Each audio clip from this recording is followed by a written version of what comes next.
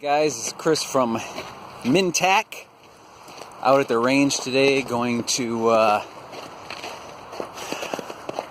do a little testing on my drop-in 3-pound trigger from Delta Team Tactical. It's a 3-pound skeletonized, and just got this one recently from my wife to put in my 5.56, so we're going to check that out.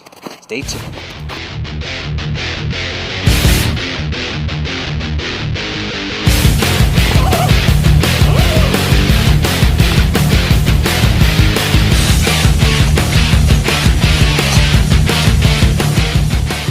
This is the 3-pound skeletonized drop-in match grade trigger from Delta Team Tactical. It's the same trigger that was in my 300 Blackout, and that has performed absolutely flawless so far. So I'm just out here testing my 5.56, and I just want to see how quickly we can get some rounds downrange, and hopefully, again, it performs flawlessly.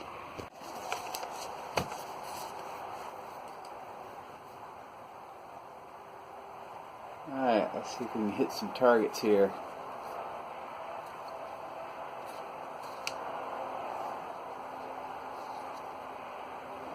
Coding 12.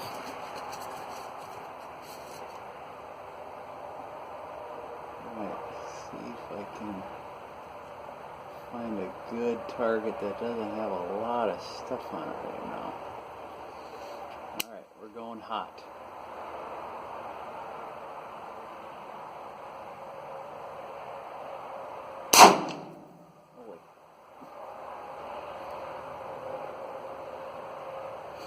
Smells good.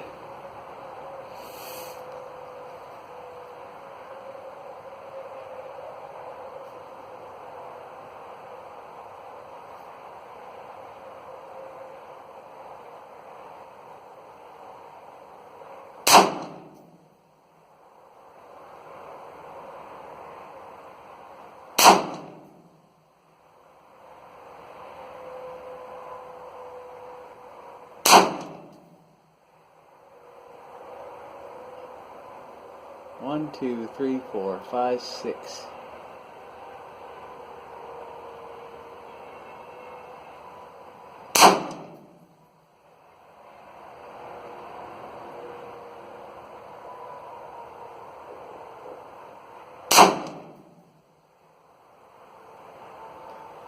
You can see no flaws so far. Just put some rounds down. I actually had to slow my heart rate because I ran 100 yards down and 100 yards back to set up a new target so I could kind of find out where my hits are going. And I'd really like to adjust for coyote coming up real soon. So then we'll get some. I think I got like 6 shots off or something like that. So I'll get some more rounds down and see if I can set my target here. Here we go. We're hot.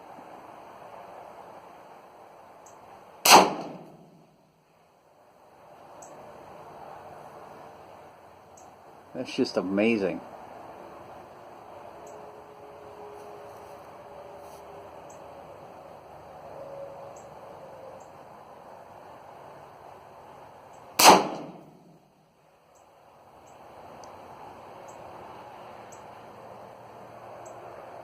I think I'm far right, so I need to move her left.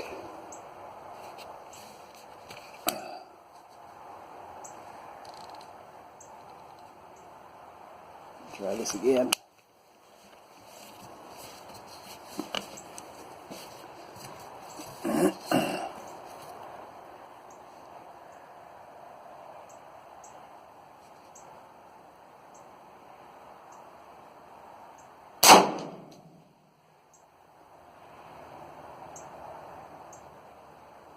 Oh yeah, that's dead on.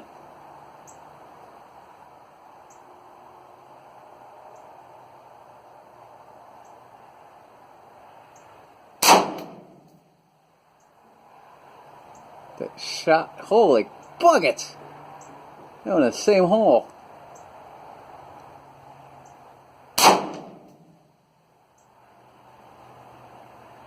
Right below it to the 4 o'clock position. Woo!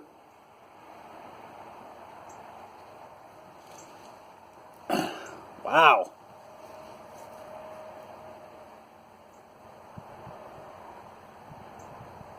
These last 3 shots, I'm just gonna put them down, see what we can really test this trigger. There we go.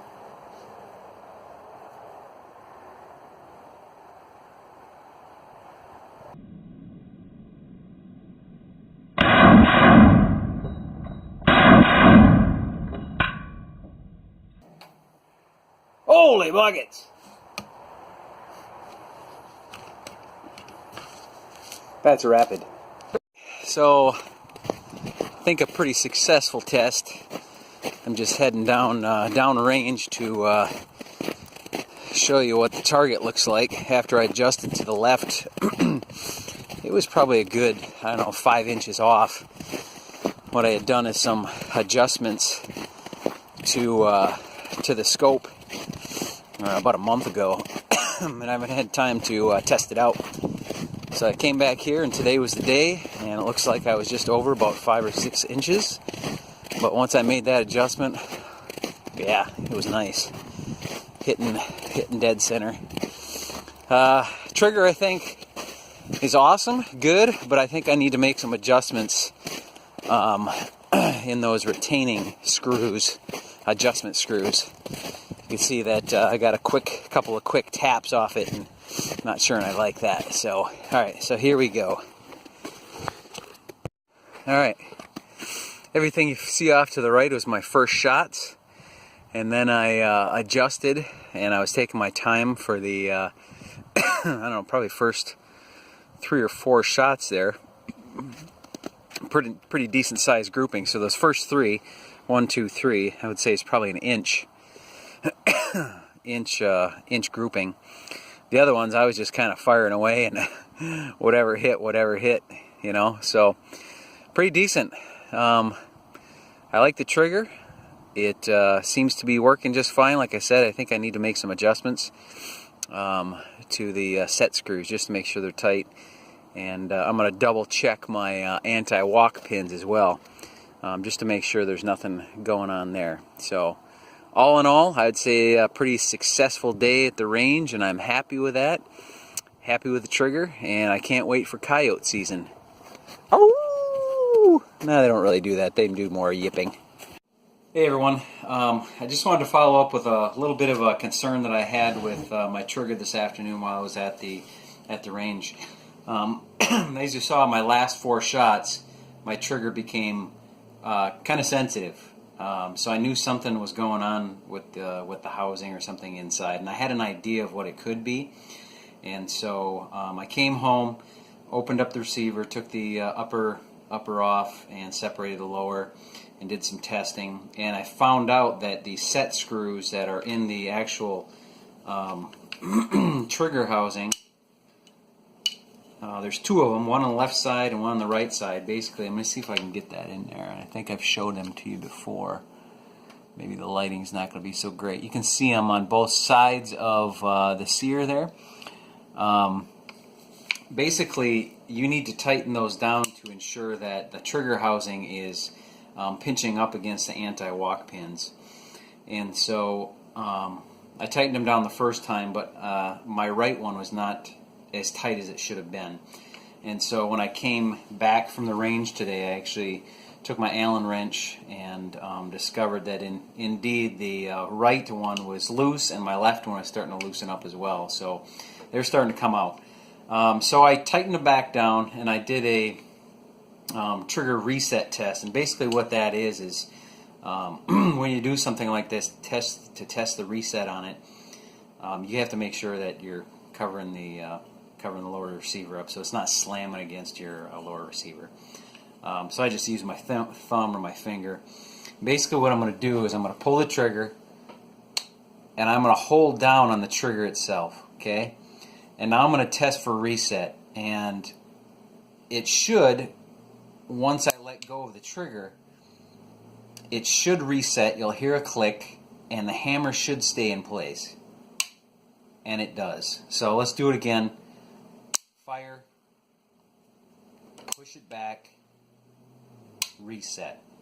Okay, so what was happening is the rear end of that trigger housing, because of the pin not being tightened down, I think what was happening is it was pulling that trigger up this way, causing a double fire. So it would blow the bolt forward, cock the hammer back, but upon reset, it would not quite catch. And so it would allow that trigger to slam forward and get another round in. So for sure, you don't want that to happen in any circumstance. That could be deadly. Make sure that, if that happens, make sure that you either take your gun to a professional gunsmith, have them checking out, or if you're knowledgeable enough, make sure that you're checking out, if it's a drop-in like this, making sure that your set screws are set appropriately. So again, I just found out that it was simply tightening those babies down, and it resets just fine. And I'll probably at some point, I'm going to test it again, but I'm going to probably at some point take those out of there and put some Loctite and then lock them back down. So, and your safety should also engage properly if your trigger's back. Okay, if I pull this trigger, it should be sound. Okay, so make sure you check on that too, because sometimes when you're setting those screws up, that safety tends to get disengaged, even in the safe mode. Okay? So make sure you check that out. Proper reset. Alright, there it is. Again, trigger's awesome. It worked well, except for that fact that it was operator error and not tightening those screws down, tightening those set screws down. So, great trigger, love it, works awesome my 300 Blackout, and has worked awesome so far in my 5.56. So I can't wait for coyote hunting, going out tomorrow to check out some land. Alright, if you like this video, make sure you press the like button, comment if you have questions, and share. Get this channel up. Thanks.